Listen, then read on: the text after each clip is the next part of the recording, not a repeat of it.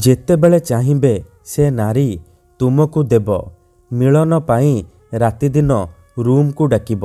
କେବଳ 3 ଥର ତାହାର ନାମ କହି 3ଟି ଲବଙ୍ଗ ଉପରେ ପରିସ୍ରା କରିଦିଅନ୍ତୁ।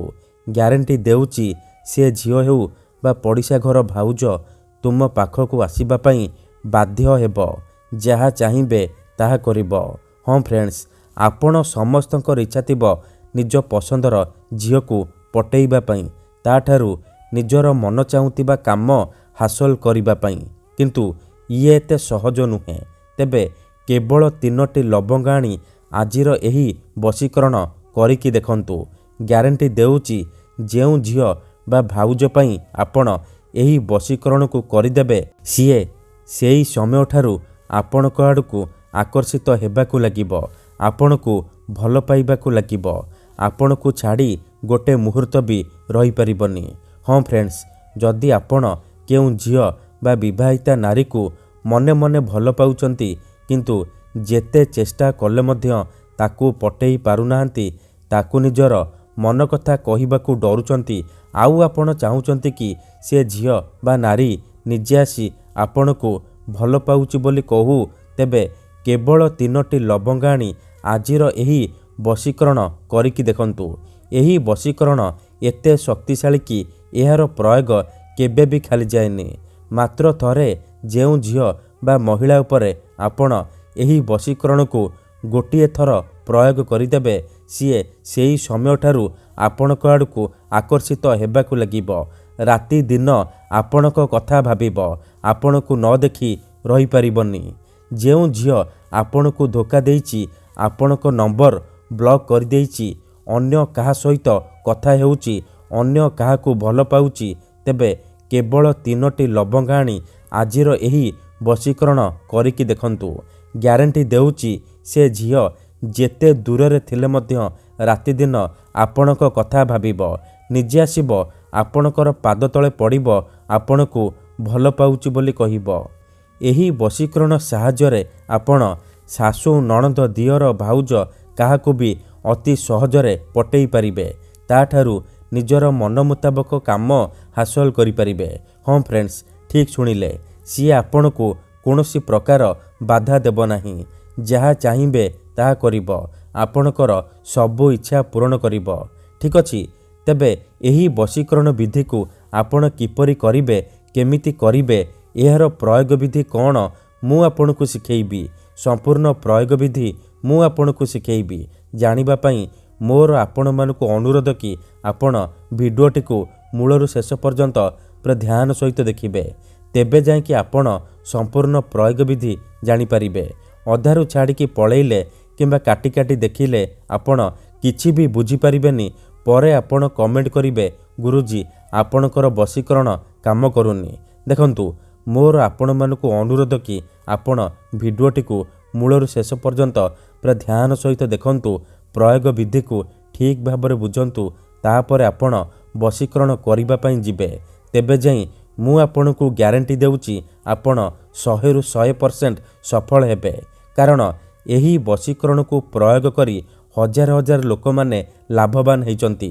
ମାତ୍ର ଗୋଟିଏ ଥରରେ ସେମାନେ ନିଜ ପ୍ରେମକୁ ଫେରି ପାଇଛନ୍ତି। ଆଶା ଛାଡ଼ି ଦେଇଥିବା ଲୋକ ମଧ୍ୟ ନିଜ ପ୍ରେମକୁ ଫେରି ପାଇଛି। ବିନା ମନ୍ତ୍ର, ବିନା ତନ୍ତ୍ର, ବିନା କିଛି ଜିନିଷ ଖୁଆଇ ପିଆଇ, ବିନା କୌଣସି ପଇସା ଖର୍ଚ୍ଚ କରି ଆପଣ ନିଜ ଘରେ ବସି ବସି ଏହି ବଶୀକରଣ ଅତି ସହଜରେ କରିପାରିବେ। ଆଉ ନିଜ ପସନ୍ଦର ସେ ଝିଅକୁ ମୁହୂର୍ତ୍ତକ ଭିତରେ ପଟେଇ ପାରିବେ। ମୋର ବିଶ୍ୱାସ କି ଆପଣ ଅତି ସହଜରେ ଏହି ବଶୀକରଣ କରିପାରିବେ। ବର୍ଷ ବର୍ଷ ଧରି ଭାଙ୍ଗି ଯାଇଥିବା ପୁରୁଣା ପ୍ରେମକୁ ଫେରାଇ ଆଣିପାରିବେ। କେଉଁ ବି କୁଆଁରୀ ଝିଅ ବା ପଡ଼ିଶା ଘର ଭାଉଜକୁ ନିଜ ବଶରେ କରି ତାଠାରୁ ନିଜର ମନ ମୁତାବକ କାମ ହାସଲ କରିପାରିବେ। ତେଣୁ ମୋର ଆପଣମାନଙ୍କୁ ଅନୁରୋଧ କି ମନରେ କୌଣସି ଖରାପ ଉଦ୍ଦେଶ୍ୟ କିମ୍ବା କୌଣସି ଖରାପ କାମ ପାଇଁ ଆପଣ ଏହି ବଶୀକରଣକୁ ପ୍ରୟୋଗ କରିବେନି। କାହିଁକି ନା ମାତ୍ର ଥରେ ଯେଉଁ ଝିଅ ବା ନାରୀ ଉପରେ ଆପଣ ଏହି ବଶୀକରଣକୁ ଗୋଟିଏ ଥର ପ୍ରୟୋଗ କରିଦେବେ, ସିଏ ସେହି ସମୟଠାରୁ ଆପଣଙ୍କର ବଶରେ ହେଇଯିବ। ଯାହା ଚାହିଁବେ ତାହା କରିବ, କୌଣସି ପ୍ରକାର ବାଧା ଦେବ ନାହିଁ। ହଁ ଫ୍ରେଣ୍ଡସ୍, ଆପଣଙ୍କର ସବୁ ଇଚ୍ଛା ପୂରଣ କରିବ। 3ଟି ଲବଙ୍ଗର ଏହି ବଶୀକରଣ ଏତେ ଶକ୍ତିଶାଳୀ କି ଯିଏ ବି ଏହାକୁ କରିଛି 100ରୁ 100% ସଫଳ ହେଇଛି। ତେଣୁ ଆପଣ ବି ମୋ କଥା ମାନି ଆଜି ଏହି ବଶୀକରଣ କରିକି ଦେଖନ୍ତୁ। ତାପରେ ଦେଖିବେ ଚମତ୍କାର କିପରି ସେହି ସମୟଠାରୁ ସେ ଝିଅ ପଟିଯିବ। ପଡ଼ିଶା ଘର ଭାଉଜ ହାତ ଧରି ରୁମ୍କୁ ଡାକିବ, ଯାହା ଚାହିଁବେ ତାହା କରିବ। ନିଜେ ଆସିବ, ଆପଣଙ୍କୁ ଭଲ ପାଉଛି ବୋଲି କହିବ, ଆପଣଙ୍କୁ ଛାଡ଼ି ରହିପାରିବନି। ତେବେ ଏହି ବଶୀକରଣ ବିଧି ଜାଣିବା ପୂର୍ବରୁ ମୋର ଆପଣମାନଙ୍କୁ ଗୋଟିଏ ଅନୁରୋଧ ଶୁଣି ନିଅନ୍ତୁ। ଆମର ଭିଡ଼ିଓର କମେଣ୍ଟରେ ବହୁତ ଲୋକମାନେ ଫେକ୍ ଲୋକମାନେ କମେଣ୍ଟ କରୁଛନ୍ତି, ମୋବାଇଲ ନମ୍ବର ଦେଉଛନ୍ତି, ବଶୀକରଣ କରିବେ କହିକି ହଜାର ହଜାର ଟଙ୍କା ଠକି ନେଉଛନ୍ତି। ସେମାନେ ଏତେ ମାତ୍ରାରେ କମେଣ୍ଟ କରୁଛନ୍ତି କି ଆପଣଙ୍କର କମେଣ୍ଟ ତା ଭିତରେ ହଜିଯାଉଛି, ଆଉ ଆମେ ଆପଣଙ୍କୁ ରିପ୍ଲାଏ କରିପାରୁନୁ। ଏଥିପାଇଁ ଆପଣ ଆମକୁ କ୍ଷମା କରିବେ।